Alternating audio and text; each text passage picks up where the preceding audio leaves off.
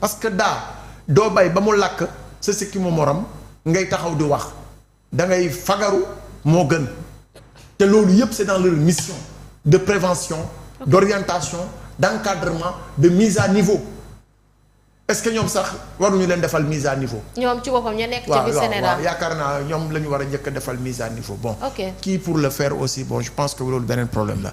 maintenant question bi nga wax léegi. par rapport à la situation du président de la République ak le premier ministre position yu ñu ci gis surtout nag ñi nekk au sein du PASTEF. quoi de plus normal. quoi de plus normal. que nit. nga am une relation particulière avec une personne. mu am ay réero ak ay xiiro ak ay ŋaayoo c'est normal. c'est très normal. c'est dans notre quotidien. c'est dans notre quotidien. est-ce que mus nga am problème ak sa yaay non. waaw te moo la sukk jur. dëgg la. parfois ngeen am jafe-jafe yéen ñaar. kana la gën a jege. sa yaay. kana la ko gën a bëgg. amul. moom mi la sukk jur.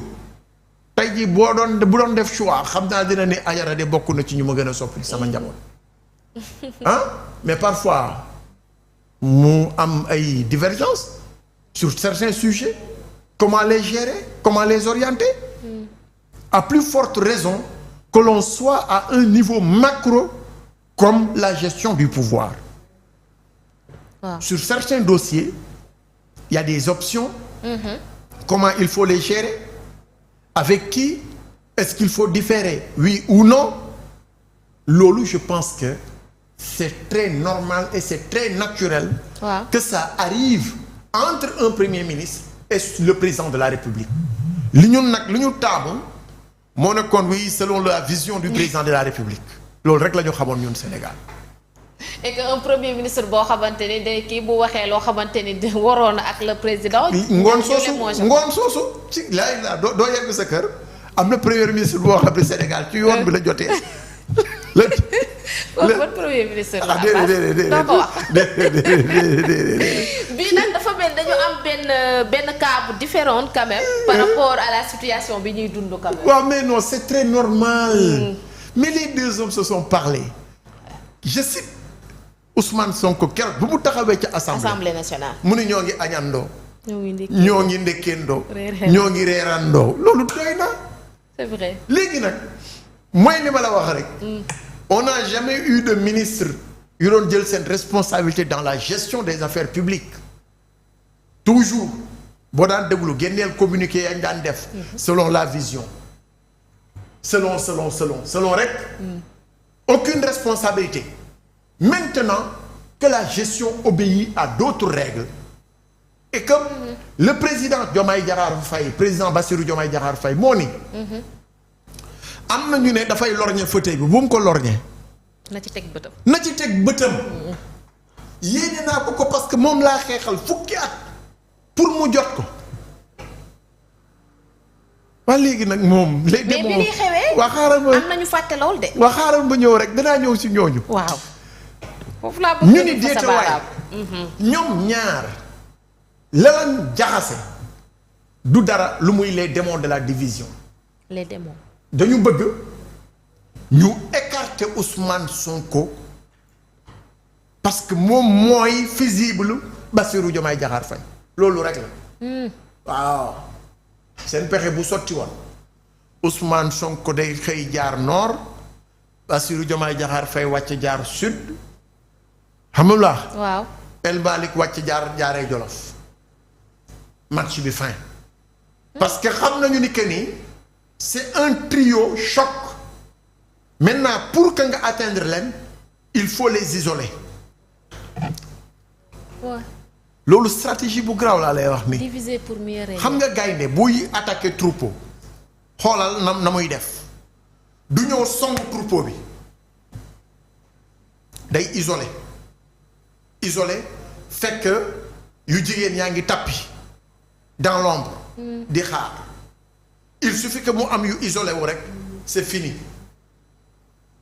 stratégie boobu la gars yi bëgg a indi que tey jii cette ceinture ce bloc qui s'est constitué depuis mars 2024 ba tey il faut que ñu tas leen ñu créer une divergence idéologique entre ñoom pour lan pour atteindre effectivement le président mais la personne à abattre c'est le porteur du projet mooy Ousmane Sonko. benn problème boobu rek lañ am.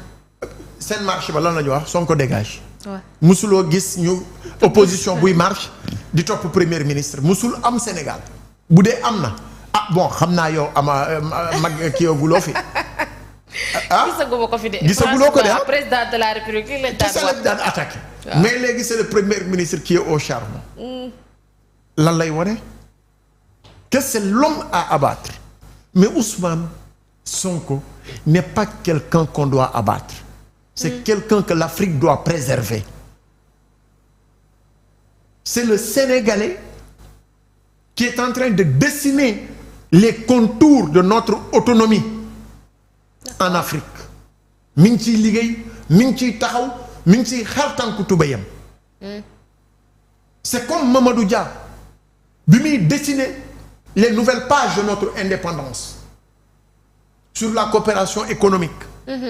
Sur notre compagnie aérienne, sur le développement social, etc. Mamadou Dia avait tout écrit, tout dessiné, tout planifié.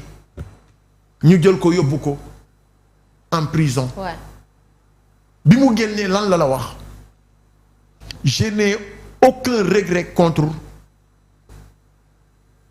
Senghor mais l'héritage qu'il nous a légué moo ko fendre le cœur. xoolal loolu. Le plan de cette liberté africaine bi Ousmane Sonko nekk di tracé on le perd un Patrice Lumumba on le perd un Wolo Soyinka on perd un grand homme qui a su dire non mon peuple avant tout mon continent avant tout oui la coopération. loolu la nekk mais une coopération gagnant-gagnant. ok. mais yow xoolal suñu balance commerciale. dinañ ci ñëw. combien c'est déficitaire. il faut redresser la barre. dinañ ci ñëw par rapport parce que lan.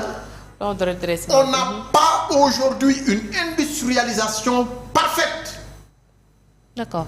lan la ñu am des industries qui survivent qui n'ont aucun plan économique aucun plan de développement. Il faut créer des institutions fortes, des industries fortes, à forte capacité de recrutement de jeunes. loolu moo ñu yóbbu ci développement. mais kese. bu ñu ñëwaatee ci kii bi balaa ñuy ñëw ci loolu parce que dama bëgg après ñu wax ci li nga xam moom moo di plan de redressement beeg ak économie bi fi mu toll. mais ci situation boobu nga xamante ne wax nga ko. ci ñaari ñii nga xamante ne moom moo di le président Bassirou Diomaye Diakhar Faye ak njiitu gouvernement bi di Ousmane Sonko. lenn am na ci moom gis nañ na mu taxawee ba mu tranché mais position yi nga xamante ni am na biir Pastef. comme sànq kii ñu doon wax sànq dama koy jël comme prétexte mooy Cheikh Bara. est-ce que war na lu toll foofu. par rapport à cette situation bu fekkoon xam nañu li nga xamante ni moom moo leen boole.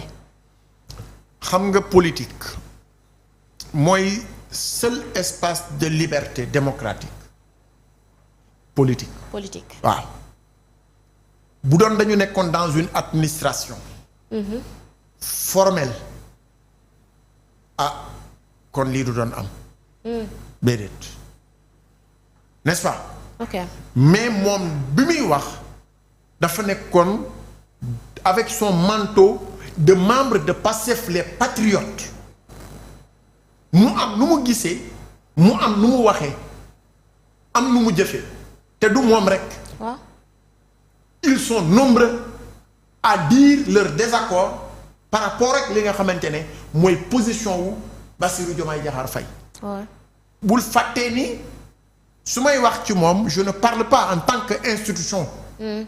présidence de la République moo tax ma génne le titre de président ma ne Bassirou Diomaye Diakhar Faye ancien secrétaire général du PASTEF les Patriotes position politique am par ces temps c'est pas une position partagée par la majorité des militants du parti ci communiqué yu ma lire. waaw. yu nekk ci biir réew mi. te bokk ci seeni section. ci communiqué yi ma lire ci ñu bokk ci bitim réew.